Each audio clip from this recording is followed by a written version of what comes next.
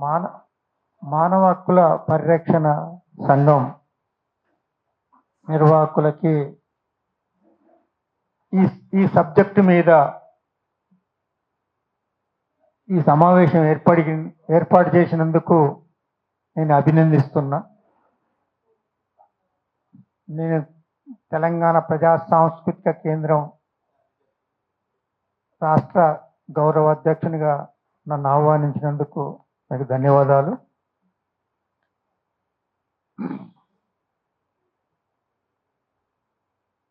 పిల్లలకి చదువులో చిన్నప్పుడు ఏమి నేర్చుకుంటే అదే చివరి దాకా మిగులుద్ది. వాస్తవంగా చెప్పాలంటే 6వ తరగతి నుండి 10వ తరగతి అనేది విద్యార్థుల యొక్క మెదడు అభివృద్ధి అయ్యే టైం అది. ఆ సమయాన దేన్నైనా గ్రాస్ప్ చేస్తారు. ఆ గ్రాస్ప్ చేసిన దాన్ని జీవితాంతం జ్ఞాపకం ఉంచుకుంటారు. కాబట్టి ఆ సమయం లోపల అంటే 6, 10 తరగతుల్లోకి ప్రత్యేకంగా రాజ్యాంగంలో ఏమేమి అంశాలు ఉన్నాయో, అవి ప్రజలకి ఏ విధంగా ఉపయోగమవుతాయో, వాటిని నేర్చుకుంటే ఏమి లాభాలు ఉంటాయో, ఈ విషయాలన్నీ దృష్టి పెట్టుకొని కేరళ ప్రభుత్వం రాజ్యాంగాన్ని పాఠ్యాంశాల లోపల బోధించాలనే నిర్ణయం తీసుకుంది. ఆ విధంగా అక్కడ అమలవుతుంది.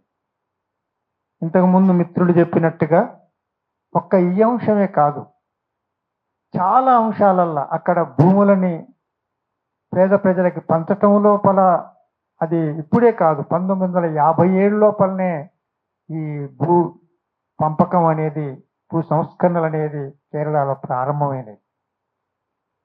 అదేవిధంగా మూఢనమ్మకాలు వీటికి వ్యతిరేకంగా అనేక చట్టాలు చేసి సైన్స్ని డెవలప్ చేయాలని కూడా అక్కడ ప్రభుత్వం కృషి చేసింది. దాని ఫలితంగానే దేశవ్యాప్తంగా కూడా ఒకానొక సందర్భం లోపల విద్యను అభివృద్ధి పరచాలని మీకు ఏది పెద్ద ఏది సాంస్కృతిక ఉద్యమాల ద్వారా రాష్ట్రమంతా తిరిగి మనం కూడా విద్యా వాలంటీర్లని ఏర్పాటు చేసుకున్నాం చూడండి. అది కేరళ నుంచి వచ్చింది. తర్వాత సైన్స్ను డెవలప్ చేయటం అనే విషయం లోపల కూడా కేరళ లోపలనే ముందున్నది. తర్వాత విద్యను అభివృద్ధి చేయటం వల్ల 100% విద్య అక్కడ సాధ్యమైంది. అంటే అనేక రంగాలలో ఈ మధ్య కాలంలో మీరు గమనించుంటే కేరళ లోపల ఎక్కడ కూడా పురోహితులు బ్రాహ్మణులే ఉంటారు. కేరళ లోపల దళితులని పురోహితులుగా చేయటం జరిగింది. అది పెద్ద చర్చ అయింది. తర్వాత అక్కడ ఈ మన ఏంటి నల్ల నల్ల బట్టలు వేసుకొని పోతారు అయ్యప్ప పేరిట అక్కడ జరిగే వాటన్నిటిని బహిరంగపరిచినందుకు పెద్ద దేశవ్యాప్తంగా కూడా ఈ సనాతనవాదులందరూ కూడా ఆ ప్రభుత్వాన్ని ఏదో అల్లకల్లోలం చేయాలని ప్రయత్నం చేసిండ్రు. అంటే ఈ విధంగా చెప్పుకుంటూ పోవాలంటే కేరళ కమ్యూనిస్ట్ గవర్నమెంటు చాలా విషయాల లోపల మన సమాజాలకు అన్ని ప్రభుత్వాలకి అన్ని సమాజాలకు ఒక ఆదర్శంగా ఉంది. అందులో భాగంగా మీరు ఒక అంశాన్ని తీసుకొని కేరళ లాగా 10వ తరగతి వరకు రాజ్యాంగం లోపల అంబేద్కర్ రాసిన ఈ రాజ్యాంగం లోపల ప్రజలకు ఉపయోగపడే భాగాలని పెట్టాలి అని డిమాండ్ చేయటం చాలా గొప్ప కృషి చేస్తున్నారు. మీకు ఈ సందర్భంగా ప్రత్యేక అభినందనలు. అయితే చాలా వరకు ఏంటంటే అసలు రాజ్యాంగం ఏం చెప్పింది, రాజ్యాంగం విశిష్టత ఏంటి అనేది తెలవకుండానే చాలామంది కూడా రాజ్యాంగాన్ని పొగుడుతూ ఉంటాం కూడా నేను చూశాను. అసలు రాజ్యాంగం అంత గొప్పదా? ఇది మామూలే కదా, మనుషులందరూ సమానం మామూలే, ఎక్కువ తక్కువలు ఉండొద్దు అనుకోవటం మామూలే, అంటరంతనం ఉండొద్దు మామూలే, ఆ తర్వాత ఏది అందరికి చదువు ఉండాలి అది మామూలే కదా అని అనిపిస్తుంది. ఆ రాజ్యాంగం చదివితే ఇది కొత్తదేముంది మనందరూ తెలిసిందే కదా అన్నట్టుంటుంది. కానీ ఆ రాజ్యాంగం రావటానికి వెనుక ఎంతో పెద్ద కృషి జరిగింది. ఆ కృషి ఏదో అర్థమైతేనే ఈ రాజ్యాంగం ప్రాధాన్యత అర్థమైంది. ఆ కృషి అర్థం కాకపోతే ఈ రాజ్యాంగ ప్రాధాన్యత అర్థం కాదు. ఒకటి పొడుగన్నం అనుకోండి, దాన్ని పొట్టిది చేయాలంటే దానికంటే పొడుగు చూపిస్తేనే ఆ పొట్టిదనం కనపడుద్ది. అట్టనే ఇవాళ మనం ఈ రాజ్యాంగాల విషయంలో కూడా ఏ రాజ్యాంగం ఒకటే రాజ్యాంగం ఉందా? ఇది మొదటి నుంచి ఉందా? మనం 1950 లోపల తెచ్చుకున్న రాజ్యాంగం అనేది భారతదేశం పుట్టిన కాడి నుంచి ఉందా? మధ్యలో వచ్చిందా? ఎప్పుడు వచ్చింది? ఇగో ఇది అర్థమైతేనే ఇప్పటి రాజ్యాంగం యొక్క ప్రాధాన్యత అర్థమైద్ది. మనుషులు పుట్టిన కాడి నుంచి అక్కడ చిన్న చిన్న సమూహాలుగా బతికింది.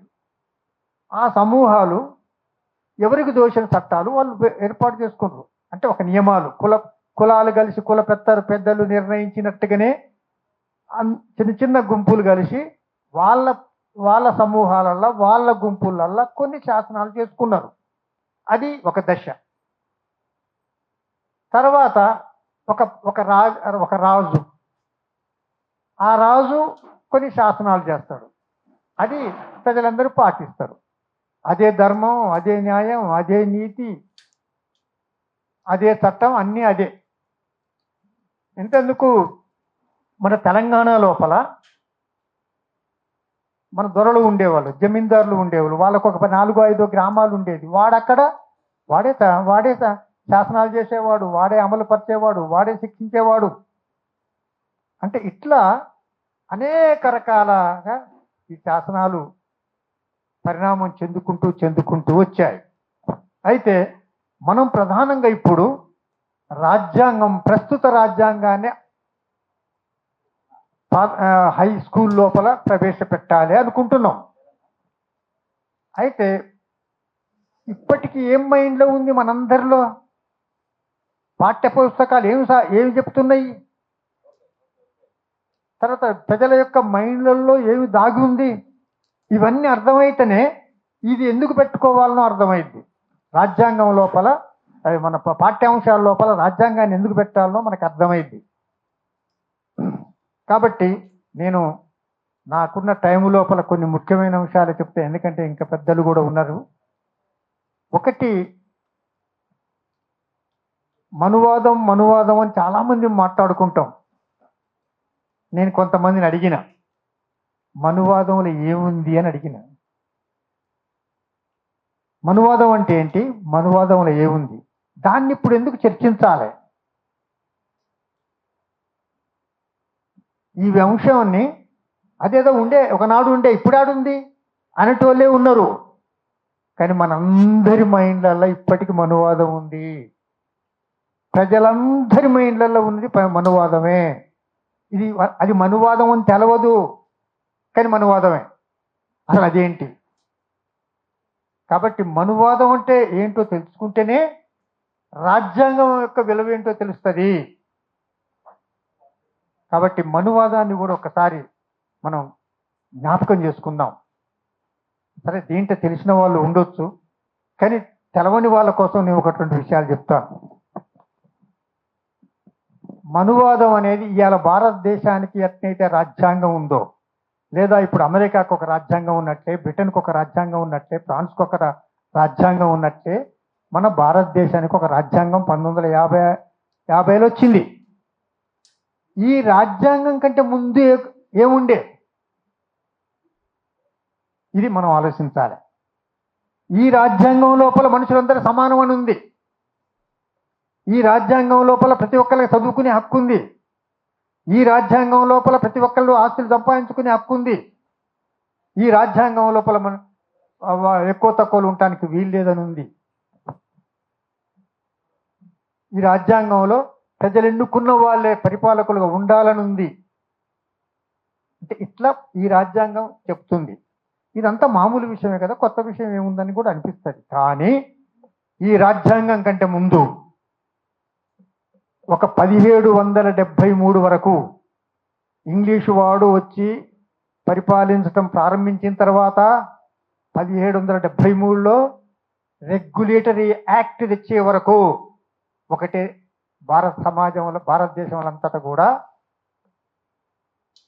ఒక రాజ్యాంగం ఉంది. ఆ రాజ్యాంగం పేరే మనువాదం. మనువాదం అంటే 1773లో రెగ్యులేటరీ యాక్ట్ రాకముందు భారతదేశంలో ఉన్నదంతా కూడా ఒక ప్రతి సమాజం నడవాలంటే, ప్రతి సమాజం ముందుకు పోవాలంటే, లేదా ప్రతి సమాజం లోపల ప్రతి సమాజాన్ని కంట్రోల్ చేయాలంటే ఏదో కొన్ని నియమాలు ఉండాలి, ఏదో కొన్ని శాసనాలు ఉండాలి. ఆ శాసనాలు మనువాదం. అది 1773 కంటే ముందు భారతదేశ వ్యాప్తంగా కూడా ఏ హిందూ సమాజం అంటున్నామో ఆ హిందూ సమాజం అంతా కూడా ఆచరించింది. ఆ మనువాదాన్ని ఆచరింపజేసింది, ఆచరించని వాళ్ళని శిక్షించింది. ఆ మనువాదం ఏం చెప్తుందో మనం అర్థం చేసుకుంటే, ఆ మనువాదం తర్వాత ఇంగ్లీషోడు వచ్చిన తర్వాత దాన్ని పాటించిండా, దాంట్లో ఏమన్నా మార్పులు తెచ్చిండ్రా? ఇది రెండో అంశం. తర్వాత 1950 లోపల ఈ రాజ్యాంగం వచ్చింది. ఆ రాజ్యాంగం ఏం చెప్పిండ్రు? ఈ మూడింటిని మనం కంపేర్ చేసుకుంటేనే మనువాదం ఎంత దుర్మార్గమైందో అర్థమైంది, ప్రస్తుత రాజ్యాంగం ఎంత గొప్పదో అర్థమైంది. దాన్ని ఎందుకు పెట్టాలనో ఈ పాఠ్యాంశంలో అది కూడా అర్థమైంది. కాబట్టి మనువాదం అనేది రాయబడ్డది. ఇప్పుడు భారత రాజ్యాంగం అట్నైతే రాయబడ్డదో మనువాదం కూడా అట్నే రాయబడ్డది. దాన్నే మనుస్మృతులు అంటారు. మను ఒకడా, అనేక మందా, ఏదైతే ఇప్పుడు భారత రాజ్యాంగాన్ని చాలా కమిటీ లాగా ఏర్పాటు చేసి రాస్తే మనం భారత రాజ్యాంగం అంబేద్కర్ రాసింది అన్నట్టుగానే అప్పుడు కూడా మను అనే పేరు గలవాడో లేదా ఒక సంస్థతో ఆ రాజ్యాన్ని నడపటం కోసం, ప్రజల్ని కంట్రోల్ చేయటం కోసం, పాలకులకి లాభం చేయటం కోసం ఒకటి ఏర్పాటు చేయబడ్డది. అది మనుధర్మశాస్త్రం. అది 1773 వరకు అధికార రాజ్యాంగం. అయితే దాంట్లో అసలు ఏం చెప్పారంటే మనుషులంతా సమానం కాదు అని చెప్పారు.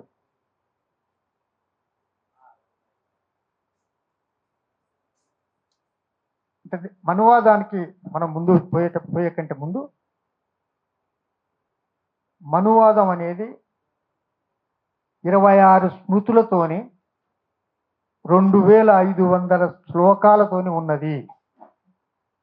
మనం ఎట్నైతే భారతదేశంలో 12 చాప్టర్స్, 443 ఆర్టికల్స్ అని చెప్పుకుంటున్నామే, భారత రాజ్యాంగంలో 12 చాప్టర్స్ లేదా 443 ఆర్టికల్స్ ఇవన్నీ చెప్పుకుంటున్నాం కదా. అట్లనే మనుస్మృతిలో కూడా 26 స్మృతులు, 2500 శ్లోకాలు ఉన్నాయి. అవి మొత్తం సమాజాన్ని శాసించేలాగా ఉంటాయి.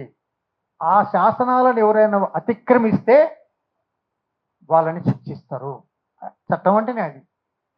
ఇవాళ కూడా భారత రాజ్యాంగంలో ఎవరైనా ఉల్లంఘిస్తే ఎట్నే శిక్షిస్తారో ఆ మనుస్మృతిని కూడా ఎవరైనా ఉల్లంఘిస్తే శిక్షిస్తారు.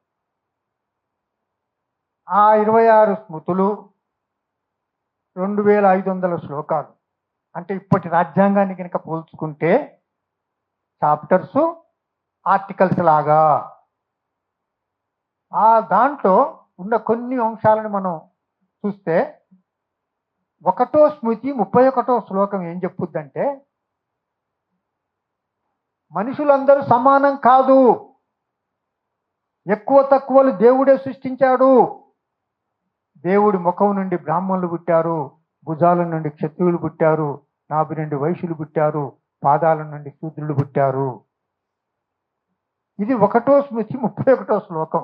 అంటే మీరు ఎక్కువ తక్కువని మాట్లాడటానికి వీలే, దేవుడే పుట్టించింది. ఇట్లా మీరు బాధలు పడతానరా, కారణం దేవుడే. మీకు రోగాలు వచ్చినాయా, దేవుడే.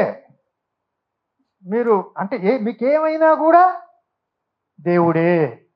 అంటే మన నోరులన్నీ మూయించడం కోసం 1వ స్మృతి 31వ శ్లోకము. చెప్పాను ఇంతకుముందు 26 స్మృతులు, 2500 పైగా శ్లోకాలు ఉన్నాయని చెప్పాను కదా. ఇది అదేవిధంగా 2వ స్మృతి 16వ శ్లోకం. ఇవాళ మనం ఏమంటున్నాం, ఎవరైనా చదువుకోవచ్చు అంటున్నాం. కానీ బ్రాహ్మణులు, క్షత్రియులు వాళ్ళు మాత్రమే చదువుకోవాలి, శూద్రులు. కానీ మిగతా వాళ్ళు ఎవ్వరు చదవటానికి వీలు లేదు. 2వ స్మృతి 16వ శ్లోకం. శూద్రులు ఎవరు చదవటానికి వీలు లేదు. తర్వాత 8వ స్మృతి 417వ శ్లోకం ఏం చెప్పుద్దంటే, శూద్రులు ఎవరు ఆస్తులు కలిగి ఉండకూడదు. శూద్రులు అంటే ఎవరు? ఎస్సీ, ఎస్టీ, బీసీలు ఎవరు కూడా ఆస్తులు కలిగి ఉండకూడదు. ఇది చట్టం. సమానం కాదనేది చట్టం. చదువు ఉండకూడదు అనేది చట్టం. శూద్రులకి ఆస్తులు కలిగి ఉండకూడదు అనేది చట్టం. అదేవిధంగా ఈ శూద్రులందరూ ఎందుకు పుట్టినరాటంటే, బ్రాహ్మణ క్షత్రియులకందరికీ సేవ చేయటం కోసమే ఈ శూద్రుడు పుట్టిండ్రు. దేవుడు ఎందుకు పుట్టించండి ఈ శూద్రులందరినీ? 190 మంది 85 మంది శాతంగా ఉన్న వాళ్ళందరినీ దేవుడు ఎందుకు పుట్టించిండు? వాళ్ళ పై వర్ణాలకి సేవ చేయటం కోసమే పుట్టించిండు. తర్వాత ఇంకా ఎంత దుర్మార్గం చేశారంటే, 8వ స్మృతి 366వ శ్లోకంలో ఏం చెప్తారంటే, ఇప్పట్లాగానే మనుషుల మధ్యలో, స్త్రీ పురుషుల మధ్యలో సంబంధాలు మనం రోజు చూస్తుంటాం, పేపర్లో చూస్తుంటాం, టీవీలలో చూస్తుంటాం. అక్కడ ఏం చేశారంటే, పై వర్ణాల వాళ్ళు అంటే బ్రాహ్మణ క్షత్రియులు వీళ్ళంతా శూద్రుల లోపల ఎవరి తమ ఇష్టమైన ఎవరితోనైనా సంబంధాలు, శారీరక సంబంధాలు కలిగి ఉండొచ్చు. వాళ్ళకి ఎవరి ఇష్టమైతే వాళ్ళతో పోవచ్చు. కానీ కింది కులాల వాళ్ళు, కింది వర్ణాల వాళ్ళు పై వర్ణాల వారితో కనుక సంబంధం కలిగి ఉంటే అతన్ని చాపలో చుట్టి కాలబెట్టాలి, లేదా అంగాన్ని కోయాలి. ఇది 8వ స్మృతి 366వ శ్లోకం. తర్వాత ఒకవేళ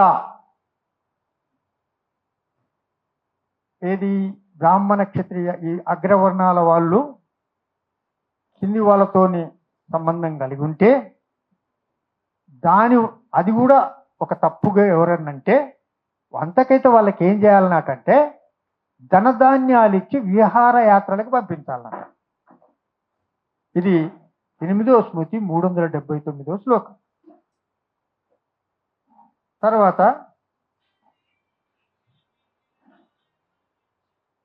8వ స్మృతి 270వ శ్లోకం ఏం చెప్పుద్దంటే, ఒకవేళ బ్రాహ్మణ క్షత్రియ ఆధిపత్య కులాల వాళ్ళని శూద్రులు ఎవరైనా అవమానపరిస్తే నాలిక కొయ్యాలి, కొడితే చెయ్యి నరకాలి, తంతే కాలు నరకాలి.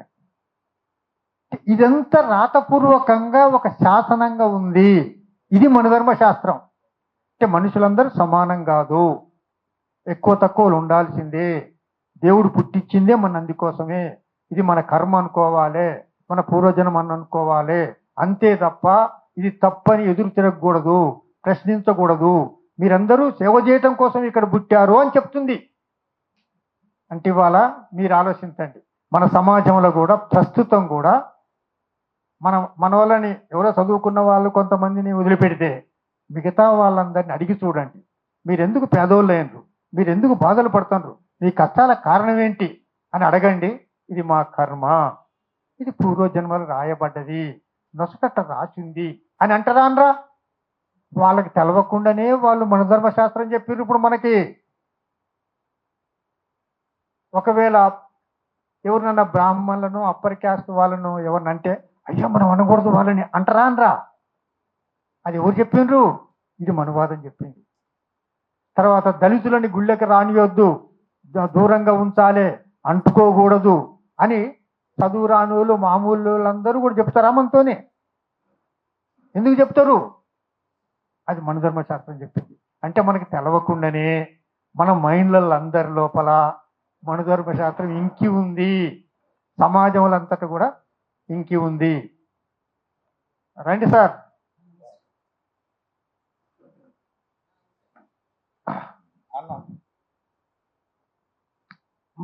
మనుధర్మశాస్త్రం ఆ విధంగా ఇంకిపోయి ఉంది. ఇది అర్థమైతేనే ఇవాళ మనకున్న పరిస్థితి అర్థమైంది. 1773లో రెగ్యులేటరీ యాక్ట్ వచ్చిన తర్వాత ఇంగ్లీషు వాడు అయ్యో ఈ భారతదేశం లోపల ఇంత దుర్మార్గమైన పరిస్థితి ఉంది ఏంటి,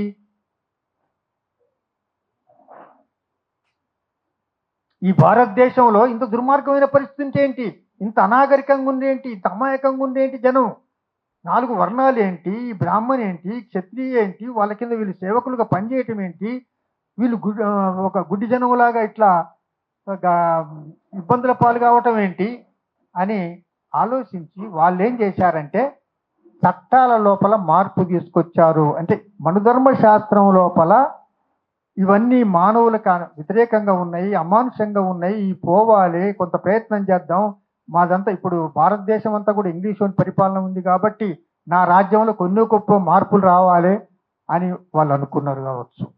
లేదా చదివిస్తే విజ్ఞానవంతులను చేస్తే తాము చేసే తమ తమ పెట్టుబడులకి గిరాకు వస్తుందనో తమ ఉత్పత్తులకి గిరాకు వస్తుందనో చేయకూడదు చేసుకో. ఏదైతేమి వాళ్ళు కొన్ని చట్టాలు చేసినరు. ఈ మనుధర్మ శాస్త్రాన్ని బలహీనపరచటానికి, ప్రజల లోపల చైతన్యం తీసుకురావడానికి కొంత ప్రయత్నం చేసిండ్రు. సరే అది జయప్రదమైందా కాలేదా, ఏ మేరకు అయిందో ఏ మేరకు కాలేదని వేరే విషయం, కానీ వాళ్ళు ప్రయత్నం చేశారు. వాళ్ళు ఏం చేశారు, ఆ 1773 వరకు వాళ్ళు ఈ మనుధర్మ శాస్త్ర ప్రభావంతో భారత సమాజం ఎంత నష్టపోతుందో చూసిన తర్వాత ఆ రెగ్యులేటరీ యాక్ట్ అనేది చట్టం లోపల చట్టాలు చేయడానికి కావాల్సిన ఒక వాళ్ళ ఎందుకు బ్రిటిష్ పార్లమెంట్ అప్పుడు వాళ్ళు యాక్ట్ మారుస్తారు. దాంట్లో 1795 వరకు శూద్రులు ఎవరికి కూడా ఆస్తులు ఉండటానికి వీలు లేదు. ఇవరిదాకా చెప్పాం కదా మనుధర్మ శాస్త్రం లోపల శూద్రులకు ఆస్తి ఉండకూడదని. 1795 లోపల ఇంగ్లీషు వాడు అందరికీ ఆస్తి హక్కు కలిగి ఉండే హక్కు ఉంది, శూద్రులకు కూడా ఆస్తి హక్కు ఉండొచ్చు అని 1795లో చెప్పేదాకా శూద్రులు ఎవరు కూడా ఆస్తి కలిగి ఉండకూడదు. ఒకవేళ ఆస్తి కలిగి ఉంటే ఎప్పుడైనా దాన్ని కన్ఫిస్కేట్ అంటే ఎప్పుడైనా రాజు తీసేసుకోవచ్చు, లేదా ఆ ఊరిలో ఉండే భూస్వాములు పెట్టుబడిదారులు తీసేసుకోవచ్చు. వాళ్ళకి కలిగి ఉండే హక్కు లేదు. ఒకవేళ వాళ్ళ ఆస్తులు కలిగి ఉన్నారంటే ధర్మాన్ని ఉల్లంఘించినట్టు, నీతిని తప్పినట్టు. ఒకవేళ ఎవరైనా ఆస్తులు కలిగి ఉంటే కూడా పక్క ఇంకో శూద్రుడే అయ్యో పాపం తగలదా, ఆస్తులు కలిగి ఉండకూడదు కదా, మనము నువ్వు కలిగి ఉన్నవేంటి అని శూద్రుడే చెప్పగలిగే పరిస్థితి. అంటే అట్లా మానసికంగా అట్లా మనం మానసికంగా అలవాటు పడిపోయిన పరిస్థితి ఉంది అన్నమాట. తర్వాత 1804 వరకు స్త్రీలు అమ్మాయిలు జన్మిస్తే వాళ్ళని చంపే హక్కు ఉంది. తెలుసా మీకు ఈ విషయం? ఆడపిల్ల పుడితే ఆమె అనవసరం కాబట్టి, ఎక్కువైతే సమాజానికి నష్టమైంది కాబట్టి ఇష్టం లేని ఆడపిల్లల్ని చంపుకోవచ్చు. అది ఆచరణలో ఉండేది. ఇది దుర్మార్గం, ఇది అన్యాయం. దీన్ని ఆపాలని 1804లో ఇంగ్లీషు వాడు చట్టం తెచ్చాడు. అప్పటిదాకా ఈ భారతీయ సమాజంలో ఆడపిల్లల్ని చంపటం అనేది ఉండేది. ఇప్పుడు బతుకమ్మ పాటలు పాడతామే. ఏది బతుకమ్మ అనే పాట ఏంటి? ఆడపిల్లని పుట్టనిద్దాం, ఆడపిల్లని బతకనిద్దాం, ఆడపిల్లని చదవనిద్దాం, ఆడపిల్లని ఎదగనిద్దాం అనే స్లోగన్ ఉంది. ఇప్పుడు ఈ స్లోగన్ ఎందుకు వచ్చింది అనుకుంటారు? ఈ బతుకమ్మ ఎందుకు వచ్చింది అనుకుంటారు? ఆడపిల్లల్ని చంపే హక్కు ఎవరికి వాళ్ళకు ఉన్నది, చంపటం వాళ్ళదా, చంపొచ్చు అని. ఇది 1804 లోపల బ్రిటిష్ వాళ్ళు దీన్ని రద్దు చేశారు. తర్వాత 1813 దాకా భారతదేశం లోపల 1813 దాకా భారతదేశంలో శూద్రులు ఎవరు చదువుకోవటానికి వీలు లేదు. చదువుకుంటే నాలుకలు గోయాలి, చేతులు నరకాలి, కళ్ళు తీసేయాలి. ఇది ధర్మం. చదవనిస్తే ధర్మం తప్పినట్టు. అందరు శూద్రుడు కూడా చదువుకుంటుంటే పాపకాలం వచ్చినట్టు నరకం వస్తుంది. కాబట్టి సమాజం అంతా పాడైపోద్ది. కాబట్టి ఎవరైనా శూద్రులు చదువుతారా చదవటం లేదని దిగా అన్నమాట. ఎవరైనా చదివిందంటే వాడిని శిక్షించే పరిస్థితి. ఇది 1817 వరకు 1813 వరకు భారతదేశంలో శూద్రులు ఎవరు కూడా చదువుకోవడానికి అవకాశం లేదు. 1813 లోపలనే ఈ భారతదేశంలో ఉన్న ప్రజలందరికీ కూడా చదువుకునే హక్కు వచ్చింది. తర్వాత 1817 వరకు ఒకే తప్పు, ఒక తప్పు జరిగిందనుకోండి, ఒకతన్ని కొట్టాడు, అది శిక్ష. అదే ఒక శూద్రులు కొడితే ఎక్కువ శిక్ష. అగ్రకులాలు వాళ్ళు కొడితే నామినల్ శిక్ష లేదా శిక్ష లేకుండా పోవటం. అప్పటిదాకా సమాజంలో ఉన్నది అదే సమాన నేరానికి సమాన శిక్షలు, అగ్రకులాలైనా శూద్ర కులాలైనా. ఇది 1817 దాకా సమాజంలో మన దగ్గర ఉన్నది. మన దగ్గర మీరు వింటారు మన పెద్ద మనుషులు చెప్పుంటారు, పెళ్ళైన తర్వాత కాపురానికి పోయే కంటే ముందు ఒక 3 రోజులు బ్రాహ్మణుల దగ్గరికి పంపాలి. ఇది తెలుసా మీకు? విన్నారా మీరు? పెళ్ళి అయిన తర్వాత ఆడపిల్లని ఖచ్చితంగా 3 రాత్రులు బ్రాహ్మణుల దగ్గరికి పంపాలి. ఆమె మీద ఉన్న ఇది చెడు అది ఉంటే చూడండి, ఆమె లోపల ఉన్న వాటిని ఏమంటారు, అవన్నీ పోతాయి అన్నమాట. ఆయన పోగొడతారు అన్నమాట. కాబట్టి దాన్ని ఎప్పటిదాకా 1819 దాకా భారతదేశంలో ఆ సాంప్రదాయం ఉంది. 1819 లోపల ఇంగ్లీష్ వాడు వచ్చి ఇది తప్పు, దీన్ని నిషేధించుకున్నామని నిషేధించారు. తర్వాత 1829 వరకు బాల్య వివాహాలు 9 సంవత్సరాలు దాటక ముందే పెళ్లి చేయాలి. బాల్య వివాహాలు ఒక ఆచారంగా ఉండేది. దాన్ని 1829 లోపల ఇంగ్లీష్ వాళ్ళు నిషేధించారు. 1829 లోపలనే సతీ సాగమనం, భర్త చనిపోయిన తర్వాత భార్య ఉండకూడదు. భార్య ఏమైనా తప్పు చేస్తుందేమో, పాపం చేస్తుందేమో, దానివల్ల నష్టం వస్తుంది. కాబట్టి భార్య అట్లా చేయకుండా ఉండాలంటే భర్తతో పాటు చంపేయాల్సిందే. ఆమె పుట్టిందే ఆ మొగని కోసం, ఆయన పోయిన తర్వాత ఏముండి లాభం ఏముంది అని భర్తతో పాటు భార్యను కూడా సతీలో కాల్చేవాళ్ళు. అంటే ఇది పరిస్థితి. తర్వాత 1830 లోపల నరబలి చట్టబద్ధమే. నరబలి ఇచ్చుకోదలుచుకుంటే ఇచ్చుకోవచ్చు. దీన్ని 1830 లోపల ఇంగ్లీష్ వాళ్ళు రద్దు చేశారు, చట్టం చేశారు. అదేవిధంగా 1835 లోపల కుర్చీల మీద ఏది ఒక ఉద్యోగాలు వచ్చినా కూడా కుర్చీల మీద శూద్రుడు కూకోకూడదు. దానికోసం ఇంగ్లీష్ వాడు చట్టం చేయాల్సి వచ్చింది. అంటే ఈ విధంగా చెప్పాలంటే ఇవన్నీ చట్టాలు ఇంగ్లీష్ వాడు చేసిండు. కానీ ఇంగ్లీష్ వాడు ఈ చట్టాలని కొంత అమలుపరచడానికి ప్రయత్నం చేస్తే మా హిందూ జాతిని నాశనం చేయడానికి వచ్చిండ్రు మీరు. మా హిందూ జాతి పవిత్రమైంది, మా హిందూ మతంలో ఏముంటుందో మా ఇష్టం, మేము చంపుకుంటాం, ఉంచుకుంటాం, ఏమన్నా చేసుకుంటాం, మీరు ఎవరు మాట్లాడటానికి అని వ్యతిరేకంగా ఆందోళనలు జరిగినాయి. ఈవెన్ రాజా రామ్మోహన్ రాయ్ లాంటి వాళ్ళు ఈ సతీ సాగమనానికి వ్యతిరేకంగా, వీటికి వ్యతిరేకంగా పోతే ఆయన కిరస్థానం తీసుకున్నాడు. ఆయన మన సంస్కృతికి వ్యతిరేకంగా చేస్తానని కూడా మాట్లాడిండ్రు. ఇది అయితే ఇంగ్లీష్ వాడు కూడా భయపడి, ఎందుకు ఈ పంచాయతీ, మనం వ్యాపారం కోసం వచ్చినాం, మన లాభాల కోసం వచ్చినాం, మన లాభాలు మనం తీసుకొని పోతే సరిపోద్ది, మనం వాళ్ళ దాంట్లో ఎందుకు జోక్యం చేసుకోవాలని ఇంత గొప్ప చట్టాలు చేసినా కూడా ఏదో కొన్ని ముఖ్యమైనవి వాళ్ళ దృష్టికి వచ్చినాయి, తప్పదు కాబట్టి అలాంటి వాటిల్లో జోక్యం చేసుకున్నారు. కానీ మిగతా వాటిల్లో జోక్యం చేసుకోలేదు.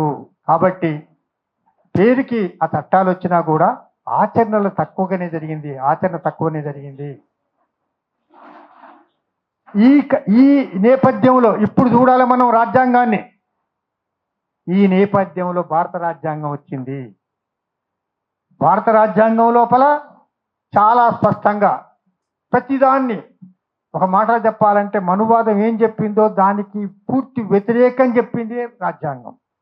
వాళ్ళు మనుషులందరూ సమానం కాదని మనధర్మ శాస్త్రం చెప్తే మనుషులందరూ సమానమే అని చెప్పింది భారత రాజ్యాంగం. ఇది ప్రధానమైన డిఫరెన్స్. అదేవిధంగా చట్టం ముందు అందరూ సమానం. ఆర్టికల్ మనకు కూడా తెలుసు కదా, మీకు 12 చాప్టర్స్, 443 ఆర్టికల్స్, ఇవన్నీ మీకు తెలిసినవే. దాంట్లో ఆర్టికల్ 14 ఏం చెప్పుద్ది? చట్టం ముందు అందరూ సమానమే, ఎవరు ఎక్కువ కాదు తక్కువ కాదు. మేము బ్రాహ్మణులం ఎక్కువ, మేము పై అంతస్తులం, దళితులు వీళ్ళు ఇక్కడే ఇది చట్ట ప్రకారం చాలా తప్పు. అదేవిధంగా ఆర్టికల్ 15 అందరూ ఉద్యోగానికి అర్హులే, అందరికీ సమాన అవకాశాలు ఉండాలి. ఇది ఆర్టికల్ 15 చెప్పుద్ది. ఆర్టికల్ 17 ఏం చెప్పుద్ది? ఇంతకాలం సమాజంలో ఏముంది?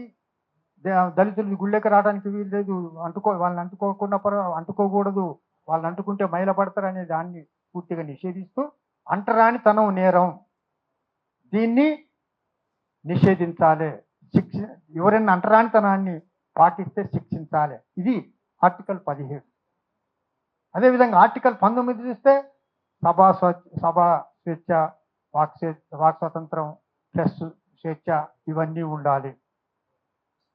అంతకుముందు రాజు ఏం చెప్తే లేదా దొరలు ఏం చెప్తే జమీందారులు అదే ప్రచారం కావాలి తప్ప హిందువులు చెప్తే ప్రచారం కావడానికి విధించి అటు జరిగితే శిక్ష. తర్వాత ఆర్టికల్ 23 వెట్టి చాకిరి ఉండే అంతసేపు వెట్టి చాకిరిని రద్దు చేసారు. ఇప్పుడు మీరందరూ ఊళ్ళలో విని ఉంటారు, ఏది మంగళోళ్ళు ఈ పని చేయాలి, సాకలోళ్ళు ఈ పని చేయాలి, మాలోళ్ళు ఈ పని చేయాలి, మాదిగోళ్ళు ఈ పని చేయాలని. అవన్నీ వెట్టి చాకిరి. ఆ వెట్టి చాకిరి అంత రద్దయింది ఆర్టికల్ 23 ద్వారా. అదేవిధంగా అంతకుముందు బాల కార్మికులంటూ ఏమి లేదు, ఎవరితోనైనా పని చేయించుకోవచ్చు, అది తప్పు అని ఆర్టికల్ 24లో చాలా స్పష్టంగా 14 సంవత్సరాల లోపు ఉన్న వాళ్ళ పిల్లల్ని ఎవరు పని చేయకూడదని చెప్పి చట్టం వచ్చింది. తర్వాత ఆర్టికల్ 43 చాలా ఇంపార్టెంట్. దీంట్లో సంపద ఒక్కడ కేంద్రీకరించబడకూడదు, సంపద సమాజంలో అందరికీ పంచాలి, అందరికీ గౌరవప్రదమైన సమాన అవకాశాలు ఉండాలి అనేది ఆర్టికల్ 43 చెప్తుంటుంది.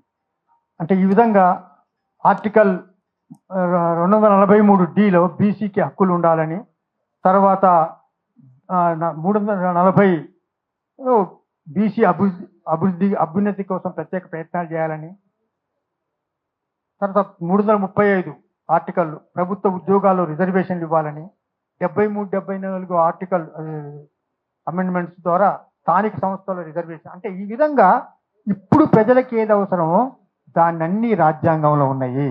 అయితే ఇప్పుడు ఈ విషయాలు మన ధర్మశాస్త్రానికి ప్రస్తుత రాజ్యాంగానికి ఉన్న తేడా ఏంటో తెలవకుంటే మనం ఎడ్యుకేట్గా జనాన్ని ఎడ్యుకేట్ చేయలేం. కాబట్టి సామాజిక సంస్థలు చేయటం ఒక భాగం, ఇతర సాహిత్యవేత్తలు చేయటం, కవులు రచయితలు చేయటం వేరు ఒక భాగం. కానీ పాఠ్యాంశాల లోపలనే ఇది పెట్టాలనేది ఇంకొక విషయం. దీనికోసం ప్రత్యేకంగా ఉద్యమాలు జరగాల్సిన అవసరం ఉంటుంది. కేరళలో ఏ విధంగా జరుగుతుందో ఆ విధంగానే మొత్తం దేశం అంతా ఇంప్లిమెంట్ చేయాలని పోరాటం చేయాల్సిన అవసరం ఉంటుంది. దానికోసం మీరు ఈ ప్రయత్నం చేస్తున్నందుకు మీకు ఒకసారి నిర్వాహకులను అభినందిస్తూ నాకు ఈ అవకాశం ఇచ్చిన మీకు ధన్యవాదాలు.